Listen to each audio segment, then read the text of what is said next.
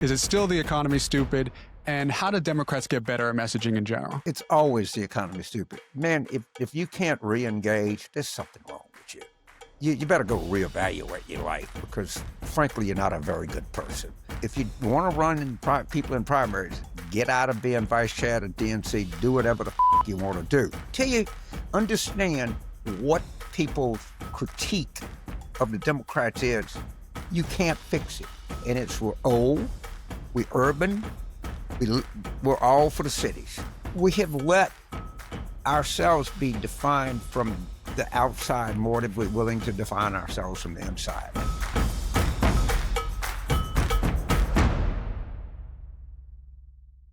James Carville, welcome to the People's Cabinet.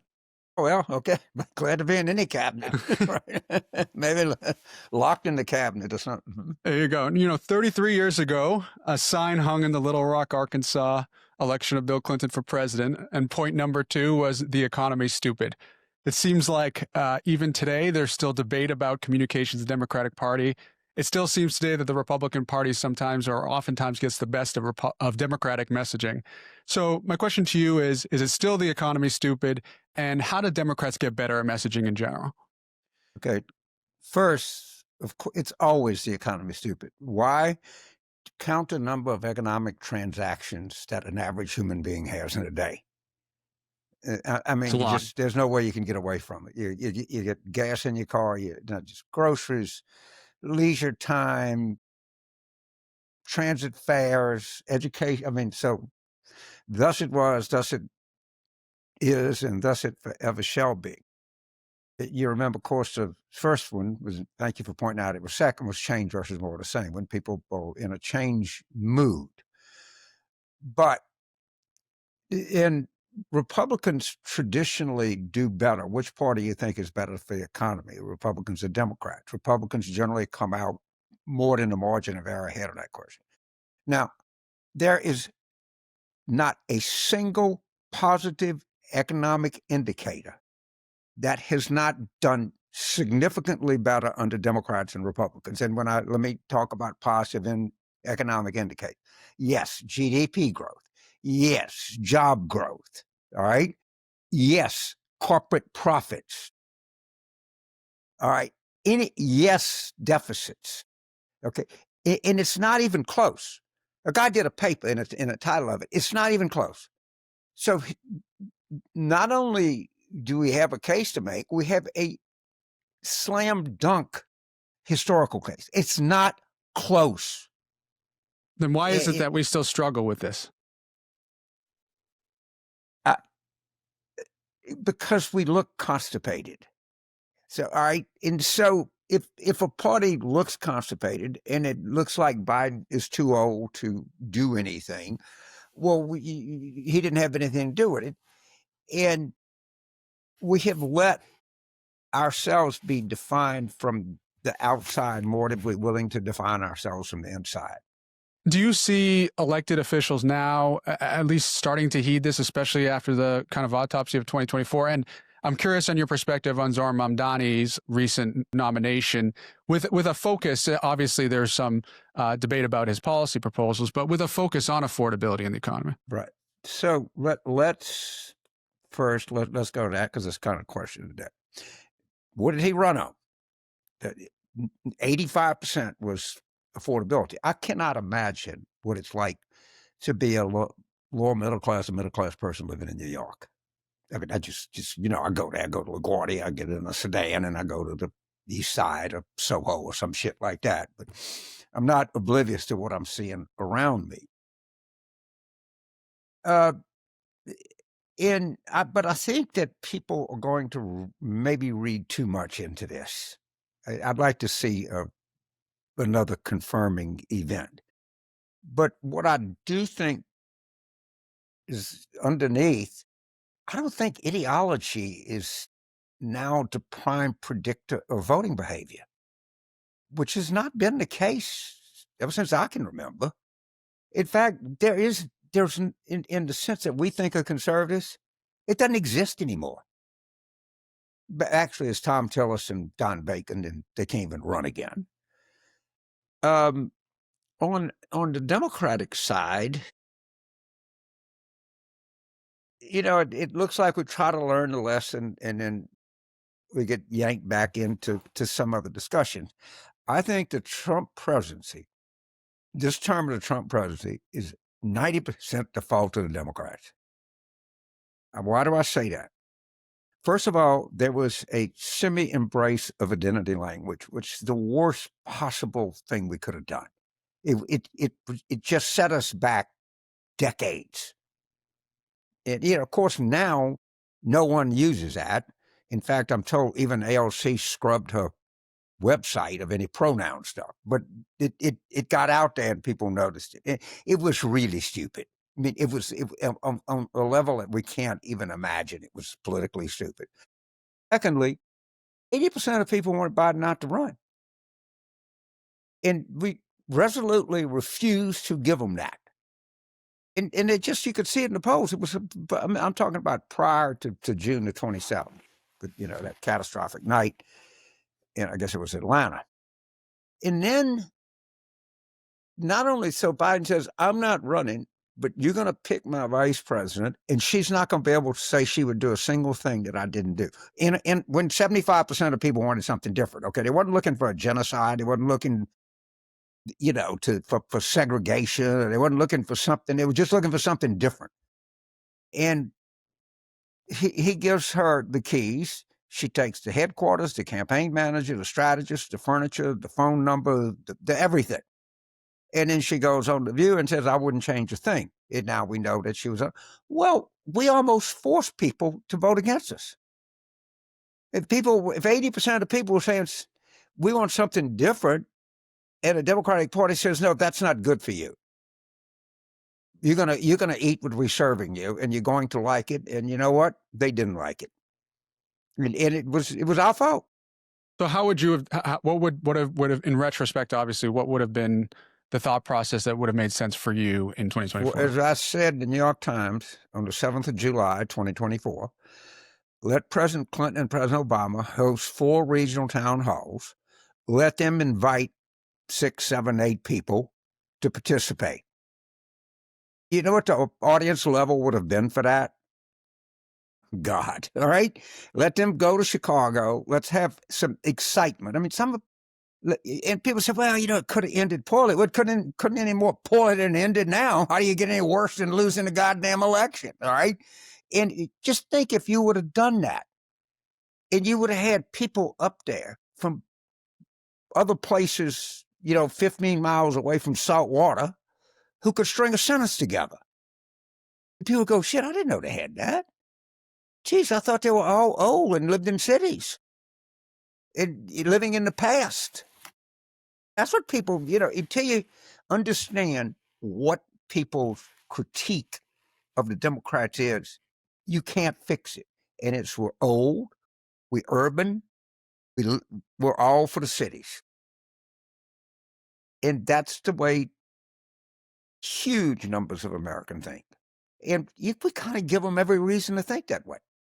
So how do we balance the messaging and thinking about how we approach the social issues part of it? I understand what you're saying about some of the language that people didn't buy into, some of the social language that people don't buy into. But then also, as you well know, the Democratic Party is the party of civil rights, and we take pride in that and sticking up for minorities. So how do we strike that balance? All right. So we had the great equality struggles. I guess we'd start with Seneca Falls and women's rights. Then we had civil rights. We had Selma, Then we had Stonewall. And it was exciting, and that's the reason I became a Democrat. because of civil rights. I mean, I grew up, everything where I grew up was nothing but racial. There was just no other politics. And I think people thought that trans rights was going to be the next frontier. This was going to be groundbreaking. We were going to, we want to make history too. And the public never viewed it that way, ever. And we got hung up on sports competition, which is a stone-ass losing argument for us. And the people understandably said, look, everybody was against civil rights when it started. They overcame. the same thing, it took us from the origins of Seneca Falls to the passage of the suffrage was, X number of years. But the march of progress was marching on. And they got to go back to the drawing board and think of a different way to frame this, because the framing they used was massively unsuccessful. Do you think that there's another way to approach this? Because obviously, many people on this podcast, as well as obviously conversation in the country, I think there are many people who, in their communities want to understand how, whoever's a decision maker, right, whether it be a school system or an academic institution, is thinking about rules and regulations around this. But then there are a lot of people who do believe in trans rights and want to make sure that minority communities are protected, right? And so I feel like, at least in my opinion, there's been a little bit of a hijacking of the narrative around transgender rights to focus purely on sports and most extreme examples versus what it should larger be, which is like, this is a minority class that has rights like every other community. So pre-pandemic, I flew into Amsterdam. But the Amsterdam airport is exactly, you think it's big, it's efficient, it's clean. It's, think up to Amsterdam. You know what it doesn't have? Gender-based bathrooms. And you know how much it bothered me? Try 0. Or anybody else. You just walk in, you go in the stall, whatever you got to do, you do it. You go out, wash your hands, go about your business. All right? But it became, the issue became a bathroom issue, and it became the 400 meters in the girls' state track. And to somebody like me, this is a very cavalier thing to say, but this is not a winning issue for us. The number of people it affects is very small. See, when you do politics, activists say politicians need to do the right thing. They need to step in there. Okay, this is an injustice. People have no sway over this. They're discriminated against. They're beaten up. They don't have a place where they feel safe in. I agree with all of that. It's evident. But remember, you have to build political support for an idea. Before you tell a politician, you go out and do this because this is courageous.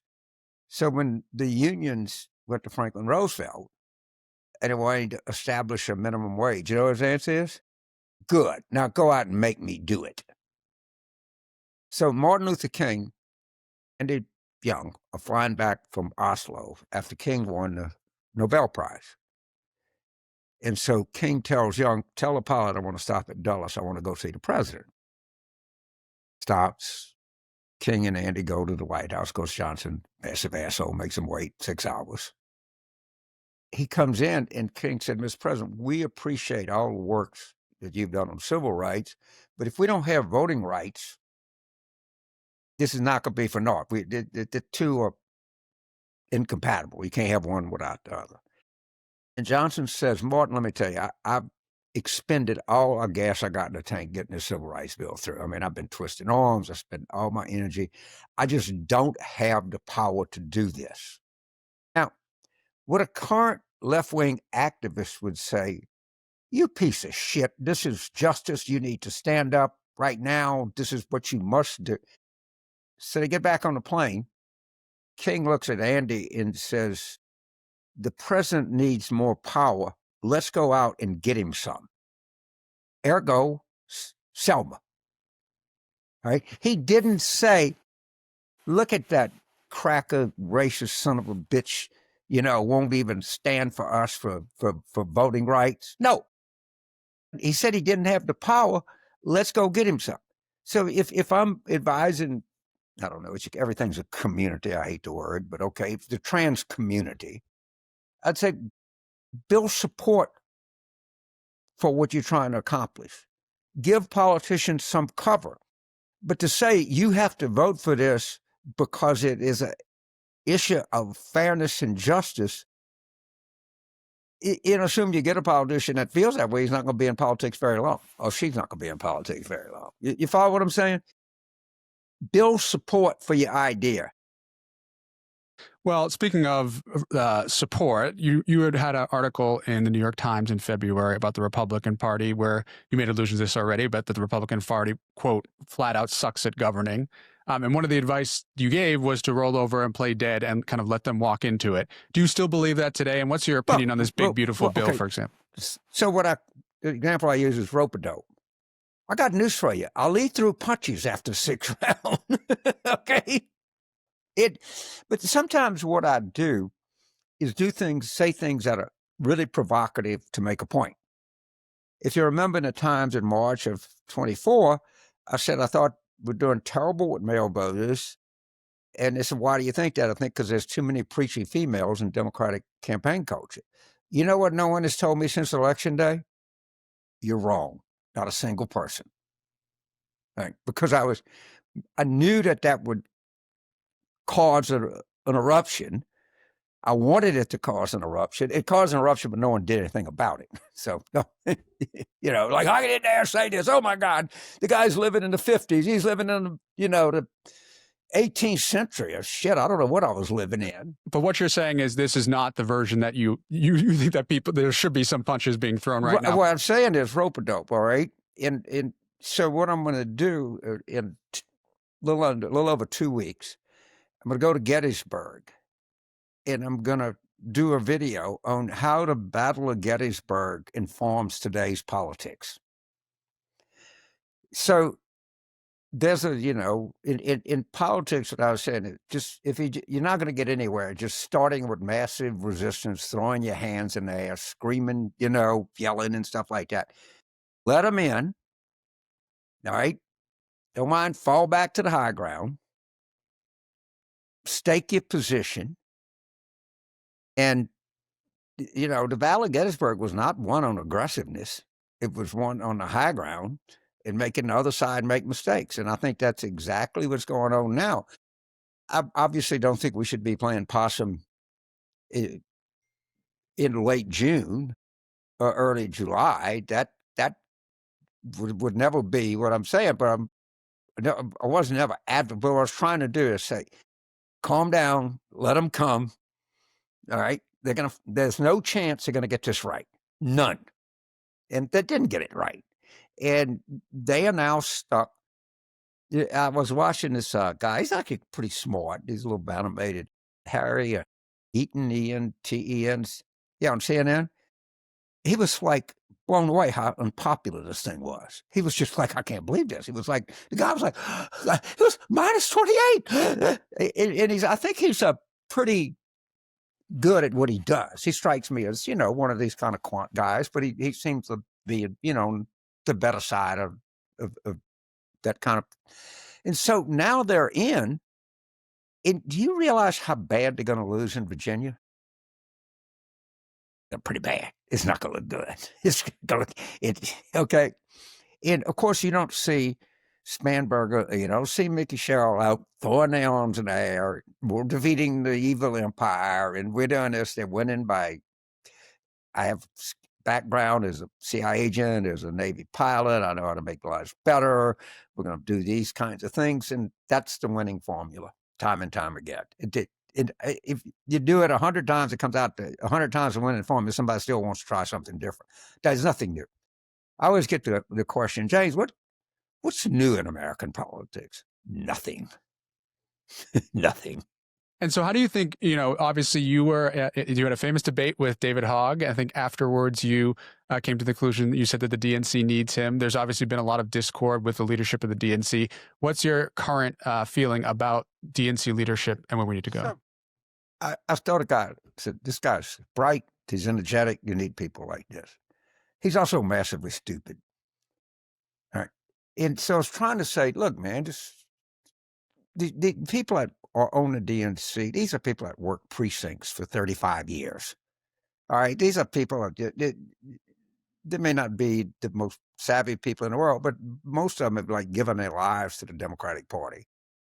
And the idea that you are part of an organization and you're going to run people against your own organization is all right. So I'm 80. I'm old fashioned. I don't get it. it's anathema to me. And my critique of how was, is, and forever shall be, can't, if you want to run in people in primaries, get out of being vice chair at DNC, do whatever the fuck you want to do, but don't do it while you're working for it. And the members, and I thought he would have enough sense to say, but now he says he's not running for vice chair. So as long as he does that, I don't have a big issue with him. But I got a huge issue if he is a member of an organization that he's trying to undermine. And the people in that organization don't like it at all. And it's not a question, do we need generational change or not? It is who drives it and from what position. Do you think that there is a problem with people staying too long in their seats? Would you endorse something like a term limits for non-presidential electeds? So the answer to the first question is yes. The answer to the second question is no. But and I think that Biden just reinforced that. That was the headline, and that everybody conscious about the kind of change. Now, I would ask this question to you, and your viewers are very informed people. Is it possible that we're entering maybe some post-ideological stage in American politics, and are generational divides the new ideological divides? I'm not willing to proclaim that, but I'm willing to open the discussion. Look, I think there is, right? Like, I think the whole notion of labeling far left versus centrist versus all of that. I mean, I'm curious a little bit more on your Mamdani thought process, because, his focus, there isn't a person in New York, as you point out, who doesn't think the rent is too high, who would like cheaper groceries, who would like transportation to be more affordable and work better, right? And so, some people are, obviously there are other policies that he has that are far more controversial than that, but I think the crux of why he is elected to where he is because of that mentality of affordability. That's not dissimilar from what you've been espousing for 35 years. No. And look, he did it well. The other thing is, one of the big changes is Israel just doesn't hold much sway with younger Jewish voters. He did. He was. This fact that he won't denounce the global. Come on, that's a concern. Just get it out your mouth. Why do you think he won't do that? I mean, that seems to be a pretty non-controversial thing to condemn, right? I think he grew his father is an academic. And I think intifada has different meanings to different people. All right, some it means kind of opposition to most people. Myself, it means, violence. But he should realize, as someone who I think so. Look, I'm as befuddled as you are, and he's been given every opportunity to walk it back. Okay, yeah. So I am quite befuddled by it, and people that I have enormous amount of respect for, John Chait and Hakeem Jeffers, are both like, come on, man, shit, this ain't this hard. I mean, you could just see the angst in their voice. It is troubling. What do you think that his model of affordability and the policies therein, do you think we will see more Democratic Socialist candidates winning across the country? Do you think this is something specific to New York? Let's don't overinterpret this. This is the city of New York. This is a Democratic primary. And he didn't get to 50%. So before we take this show to Sheboygan, we might want to think about it. All right. I mean, clearly there was a message in here, but it's easy to overinterpret the message in here. And he's going to have, the way to, first, Andrew, by any stretch of the imagination, ran a terrible campaign. And whoever they're going to, if it is Andrew, I'm not familiar balloting it. They're going to settle on some opposition candidate.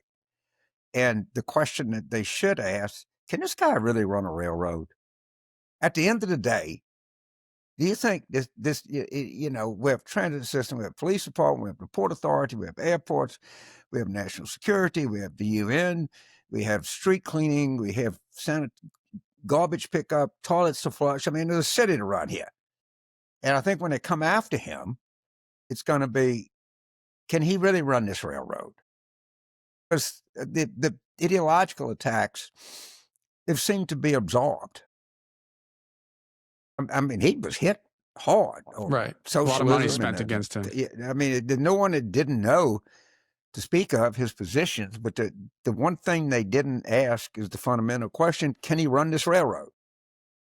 Do you think voters took that? Do you think voters took that into account when they were voting? I don't think it was really brought to their attention. It was, if you're pissed off about the cost of living and you're struggling every day and you have these bloviators on television telling you how good your life is or how low unemployment is, and you go, what is that guy talking about? And so what he said, I see you. Is so much of life is showing up or seeing people. At least, Trump did that. With these rural whites, or small town whites, screwed them like crazy. But he acknowledged that they exist. There was nothing. Well, you're a communist. Well, you're a socialist. Well, you're this. But he was hitting people and talking about what everyday life. So you get there, you live. Maybe you're a sous chef at a Manhattan restaurant. God damn, you got to get, you go, your kids go off to school, you got to pay for daycare, whatever it is, and you got to get on the subway. They raise the subway fare 75 cents either way. It costs you a fortune. You get to work, you get a job, you got to late, you got to worry about crime, there's 1,000 things you got taxes going up every day, the rents are going up every day. And somebody comes along and says, I see you. They're going to say, I like that guy. And it just piles up on people. How much do you think there is a certain rejection of maybe the traditional or stereotypical Democratic donor class? This notion that, like, so many Democrats had historically been elected on schmoozing, Democratic Wall Street donors, what have you, and Mamdani, whose image at least is one of grassroots donations, et cetera, is a more compelling model for the future. Yeah, I got to tell you, the number of people, I'm not going to name names, most of them you would have heard of, but I don't, that have said, that guy's got something, James. And I'm talking about friends of mine on Wall Street. I'm talking about friends of mine on the Republican side. I'm talking about Democratic friends of mine that are, go back a long way with me. And I am kind of surprised at the number of people that I would not expect to say, this guy's got real talent. You need to watch him a little closer. And that impresses me, because I would have thought any number of these people would have this is appalling. What are we going to do? And they're like, look at the guy. He's very articulate. He's got a real way to connect, et cetera, et cetera. So I'm impressed by that.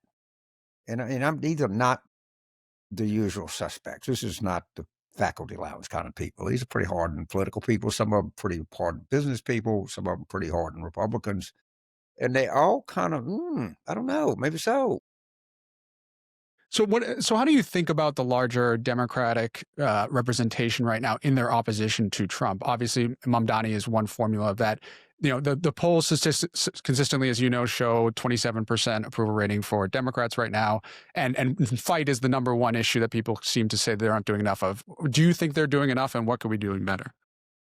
Well, what I'd like to see more of is, opposed to just how bad the bill is, tell people this cuts veterans, rural health care. It cuts the weather service, Social Security. Oh, by the way, it's going to cost you $4 trillion. That's what you're going to get for all of this. All right. So you got to pick out to talk about everything is to talk about nothing. And I was really surprised at this, but Della Volpe, the guy that does the Harvard Youth Poll, which is a good poll. Okay, I've come to understand this is a well-taken poll. Among 18 to 30, you know what the issue in that made him the most angry? cuts to veterans. As Rabbi has been saying for 5,000 years, go figure. All right.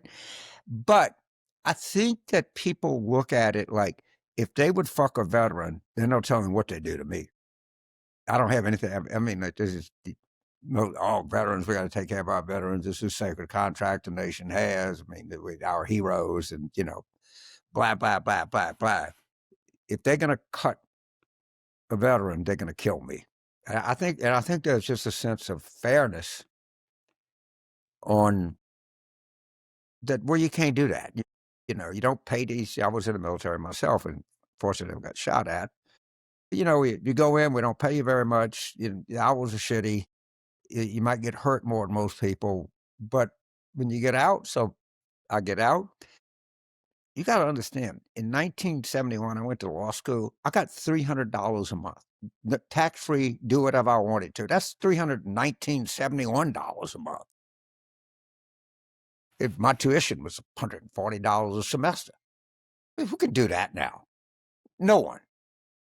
In the same poll or other polls that John has done, it also shows a particular shift with men, particularly younger men. Do you think the Democratic Party has a problem communicating to men? They do. And if you ever want to know, understand the problem we have with younger men, listen to NPR for 5 minutes, 4 times a day, and you will understand. I single him out there, plenty of other people. So they were told, the future is female. You must always believe the woman is never wrong. Hashtag me too. All right, Tara Reid. All right. And men are like, shit, do I count? What about my life? I mean, we're only 48% of the voting population. And every time you would see an election, it's all coming down to suburban women, James. This is going to be, it's an uprising, or it's going to come up women of color forming the basis of this. And if you just get this repeatedly over a period of time, and so as I tell people, so let's say you work in an Atlanta tire shop, 9-10 hours a day, you're changing tires, you pick out a car up, you're working the asshole. It's hot. Okay, you go home. You want a cold beer, you want a hamburger, and you want to watch the football game. No, you can't do that. Not football. No, hamburgers. How many calories that has? Do you know what that does? Beer, no. You should be drinking a nice fruit spritzer or something. And like, oh, get off of my back. Right? And then if you have sex, you must wear a condom.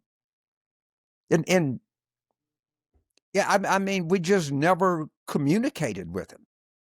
So how do we fix that? By just talking like people. All right? And just like using language that other people use. And quit sticking your finger in everybody's face about personal behavior. And we just come across that way. And there's no, you got to, it used to be, and I understand we've had tectonic societal shifts, demographic shifts in this country, but there are no television shows about these people anymore. There's no, they've been erased from the culture. We've just taken 48, particularly, 48% of the population, white males, which are, I don't know, 68 and have 30% of the total population, maybe 31. We've just erased them. You don't exist. No one sees you. No one cares about you. You've had it made all your life. And a lot of these people say, I got it made. What are you talking about? And we just lecture people too much. And as opposed to saying, man, you work hard, you look at male wage, look at male wages compared to growth. I understand males don't make more than females, so shut up and don't bother me with that. But look how much the gap is closing. And what we do know is loss of status really irks people. Now, if you have $110,000 in the bank, you do, and I got 90. Okay, but if we both started with 100 and I lost 10 and you made 10, we have an entirely bigger range of feelings about the way that we feel. And we haven't shown the Democrats. I think Harris was like trying with Waltz. I got to give her some credit because he did scream he was masculine. It wasn't enough to overcome everything else, but we do have a male problem, and a lot of it is urban culture. It really is, and when I say urban left wing kind of NPR culture has really, really hurt us. My last question to you is obviously there's a lot going on with stuff on Capitol Hill. President Trump seems to be doing something more extreme every day. There are a lot of people who, after the election, felt incredibly disappointed, disaffected. You have a very famous scene in the War Room where you talk about, 33 before you came to Washington, New York, 42 before you won your first campaign. You got very emotional about that. I think there are a lot of people who got very involved in 2024, are incredibly disappointed with the outcome, and still haven't replugged in. I think there's a lot of people who voted for Trump who didn't think that this would happen and are feeling just wanting to check out and not be involved again. My last question to you is, what advice would you give people who are listening right now who would go out and try to re-engage those people and give people a little hope? All right, get over it. We lost. It happens in every election. And if you look at what's going on in the country, what are we doing to rural hospitals? What are we doing to veterans? Not at cutting hurricane predictability or whatever. If you see everything that's going around, you see the way we treat people, the way we treat each other. Man, if you can't re-engage, there's something wrong with you. You better go reevaluate your life because, frankly, you're not a very good person. I mean, I could understand you get in a race, you put everything in it, you know what a creep that Trump is. You lose. If you feel like the party's let you down, it did. It let you down. No doubt about that. But you got no choice but to pick it up. Everything that you say, I agree with, but your willingness to sit on the sidelines or in it and discuss, I don't respect that opinion. I don't like it, and I really don't like people who continue to think that. James Carville, thank you for coming on the People's Cabinet. Thank you. I enjoyed it. It was a good, thoughtful question. Thank you very much. Enjoyed it. We hope you enjoyed this episode of the People's Cabinet. If you did, please like, subscribe, ring that bell, and put in the comments below who else you'd like to see sworn in. And stay tuned for new episodes every Tuesday. Let's go.